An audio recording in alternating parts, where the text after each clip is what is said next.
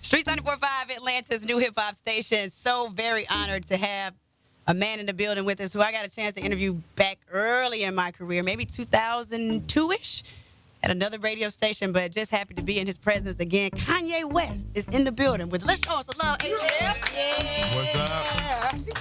What's up, Kanye? What up? I'm chilling. You're chilling. Yeah. Coming off of the Yeezus tour last night, stopping the ATL. The energy was incredible. What was it like last night for you, being back in the A? Man, it was just so much love. It was the best show I had so far on the tour. And everybody seemed to respond not only just to the music, but the visuals also. Right. Like it felt like everybody just appreciated the amount of work that we put into it. Why do you feel like it was the best so far? Just because of the energy from the crowd, or just how you felt, or? Yeah, how I felt. I've been tightening up. I grow as a performer every night and learn more from the crowd, and the crowd just receive the records. And the longer and longer people sit with the records, especially as abstract as Yeezus was when it first dropped, the longer and longer people have it, the more they like it. So it's the crowds respond, better and better every night. Right. So when you sat down for the concept of the Yeezus tour, was it just like you and your crew, or was it just you? I want this, I want this, I want this, I want the mountaintop, I want to bring Jesus out. What was it like for you during the process, the creative process? That's a really good question, because that's what we do at Donda. We sit down with like 12 people, and really, people from all different walks and creative backgrounds. So it might be a performance artist, a choreographer, a visual artist, a pastor. Everybody will sit there and talk it all the way out the storyline. Redrawing the mountain architects. There was multiple architects that worked on this. So that's the reason why it's innovative, and the shapes are very iconic, even though it can look like a mountain or a glacier or a pyramid. And I wanted it to be able to, morph visually between those, throughout the show, because it's just one set.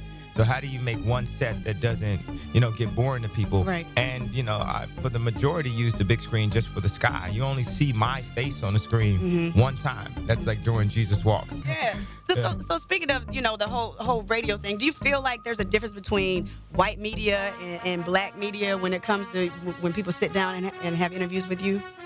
Well, I think that black people are less afraid to ask certain type of questions. Okay.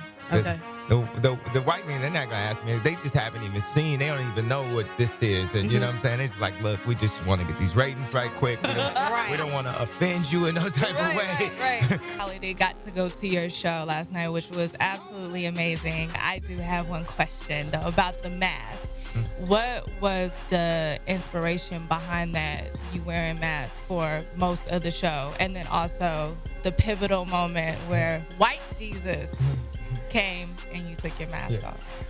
I actually just like the way the masks look. I create like a 3-year-old. Then I've got education, and I've got like all this this background from my parents being activists and artists, and so I can apply meaning to stuff and make it seem cooler or more meaningful. But what the most meaningful thing to me is it was something I wanted to do, and I thought it was cool.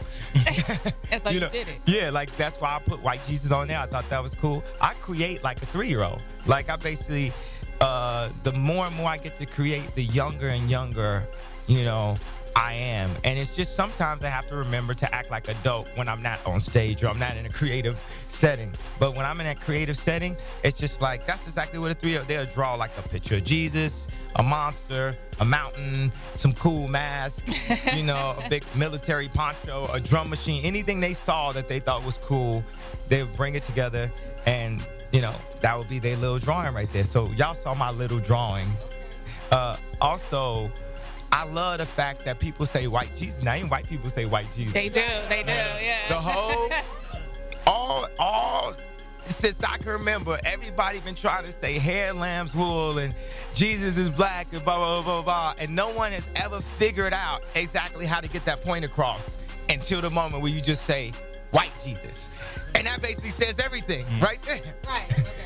My question would be, a celebrity of your caliber, do you ever get physically and emotionally drained from all the media and all the negative criticism? Like, how do you handle that? It definitely isn't built, or everybody's not built to be in this position, especially to have a mission that goes past the idea of like even just personal comfort. Right. Because of course, like, yeah, I made enough to have like what the American dream would classify as personal comfort, but to me, it's not about the American dream. It's about my dreams. Right. And as a creative, success to me is being able to get your ideas out. So I've had plenty of, I have ideas that I can't get out. They're just too big, even for me. And this is something I've been trying to explain to people. So when I say Disney, like they can go and spend $2 billion on a cruise line. They're like, okay, we want to do cruise lines, and they can make it. That's something I can't do. If that was one of my ideas, I could not make that on my own. And I got a lot of ideas that are equally as dope as the Yeezus tour, if not better, that just as many people will go to. And what I've been doing is trying to sit down with people that are currently in a higher position of power and ask for the opportunity for them to look at the Yeezus tour as like my demo tape. Right. Like I'm still the same man when somebody run up to me, give me a demo tape, like please, I want to rap. Right. And Yeezus is like a demo tape to Walt Disney. Right. Like, please, I want to create to this level. Or like when I do the Yeezys, that is like a demo tape to a Nike or now Adidas. Right. To say, look at how people reacted. You might have a perception of the idea of celebrities. Well, I said last night on stage, I said, I fooled everybody because really I'm an artist. So and a part of my communication level was to make myself, this celebrity, this rock star, and I couldn't have done that if it wasn't for Michael Jackson. Now these fights that I'm fighting now are ones that Michael Jackson wasn't able to conquer. Right. I'm a creative genius, and people will say, how can you call yourself a creative genius? And I've never even been given the time in any interview to explain out some of the creative genius ideas that long as what I just did right there. Right. That was just a piece. I had already designed Watch the Throne before that. And before that, already made the music for Watch the Throne, and before that, made the music for Dark Fantasy. And at the same time as that, did Good Fridays every Friday. Dropping a song every Friday, meaning like there's some people that's turned to that level of creativity with that amount of output. Like when Wayne literally had like 78 songs in 1 year, or 2 Chainz, 100 verses in 1 year. But my ideas are like the Yeezus tour. But in order to do the Yeezus tour, I had to get an advance from AEG and be able to put it together. It costs a certain amount. The stage costs, like $5 million or something like that for the entire of it. Wow. And then, but it made its money back. Right. Absolutely. But the stage cost that. So what's the next idea? Costs $15 million. The next idea costs $20 million. Now I just told you Walt Disney will make one idea that costs $2 billion. So it's everything. It's like they put us in a place of nothing goes past the idea of a nice house and a nice car. And that's why I said I throw these Maybach keys. When I told Sway I spent $13 million, what I'm saying to Sway is I spent 13 Bugattis on attempting to do this. Oh, wow. Okay. But okay, I spent that. That's my personal, from the money that I have with my employees and feeding my family and everything, and having to take care of my bills and travel and everything and security. But you take a company like Louis Vuitton or LVMH, they're a $28 billion, $30 billion company. If they launch a new brand, you know how much they put into just launching a new brand? I'm pretty sure it's a lot of money. $200 million. Wow. So let's put it in perspective now. But if you talk about brand recognition, me as Kanye West, I'm a highly recognized walking brand.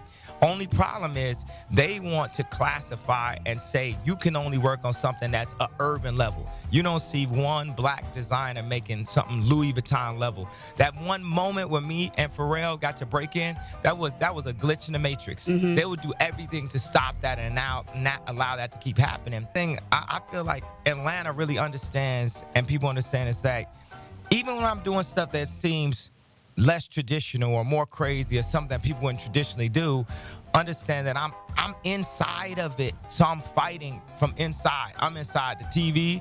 I'm inside the interviews. I'm inside the factories. I'm sitting at the factory in Italy that made this Margiela sweater, begging for a shot for them to make it because I know that those are the best paints. If I'm an artist, I don't want to paint in watercolor anymore. I want to paint with oils now. And what they saying is because you black, because you straight, because you're a musician, because you're considered to be a celebrity, rapper, American, whatever, you're not allowed to paint with these oils. These are the only people that can paint with oils over here.